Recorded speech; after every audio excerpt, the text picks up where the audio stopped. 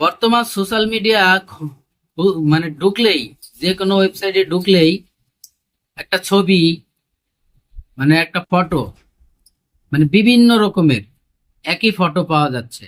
জানি না এই এআই প্রযুক্তির যুগে কোনটা সত্য আর কোনটা মিথ্যা ভালো বোঝা যায় না। কারণ এআই প্রযুক্তি এমন একটা সফটওয়্যার, এটা জীবিত মানুষকে মৃত করে ফেলতে পারে আর মৃত মানুষকে জীবিত করে ফেলতে পারে। কারণ একটা ফটো দিয়ে তাকে কথা বলাচ্ছে, তাই বিশ্বাস করাটা খুবই মানে জটিল ব্যাপার। আসলে সত্য মিথ্যা এটা যাচাই করা যায় না। তো আমি যে কথা বলতে চাচ্ছি, আপনারা স্ক্রিনে একটি ছবি দেখছেন, সাবেক প্রধানমন্ত্রী শেখ হাসিনা।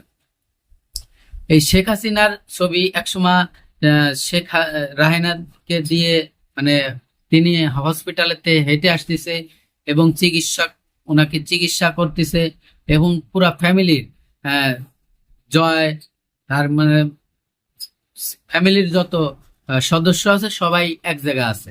তা আমরা যতটুকু জানি, শেখ হাসিনার কাছে উনি একাই আছে। যেখানেই থাক, আছে তো ইন্ডিয়াতে, যাই হোক, যেখানেই থাক উনি একা আছে।